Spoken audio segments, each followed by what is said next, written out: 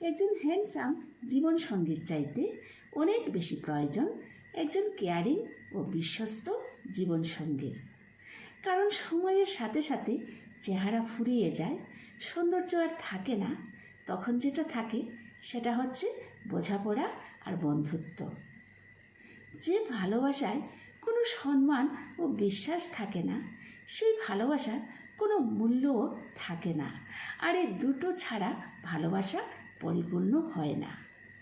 অর্থ আর স্বার্থ একসাথে থাকলে মানুষের মনুষ্যত্ব বদলে যায়। অর্থ মানুষের রূপ বদলে দেয়, আর স্বার্থ মানুষের চরিত্র বদলে দেয়। মানুষ যতই মেন্টালি স্ট্রং হোক না কেন, ঘুরে ফিরে সেও কোনো একজনের কাছে অসহায়।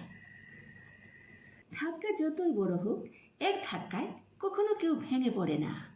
কিন্তু মানুষ ভুলে যায়, বারবার ধাক্কা খেলে পাহাড়ও ভেঙে যায়। পৃথিবীতে সব থেকে অসহায় সে, যে নিজের রাগ, অভিমান, কষ্ট কারোর কাছে প্রকাশ করতে পারে না, চিৎকার করে একটু কাঁদতে পারে না, শুধু মিষ্টি হাসির আড়ালে নিজের সমস্ত রাগ, অভিমান, কষ্ট লুকিয়ে রাখে। সাপ যখন ঘরের মধ্যে ঢুকে যায় তখন লোকে তাকে লাঠি দিয়ে মারে, আর যখন মন্দিরে শিবলিঙ্গের উপর দেখতে পাওয়া যায় তখন লোকে পুজো করে। সুতরাং লোকে তোমাকে সম্মান এমনি করবে না, তোমার স্থান পরিস্থিতি দেখে।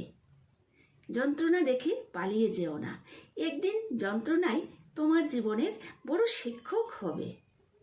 সুখে থাকার জন্য পুরো পৃথিবীর দরকার হয় না, শুধু নিজেকে বোঝার মতন একজন মানুষ পাশে থাকাটাই যথেষ্ট।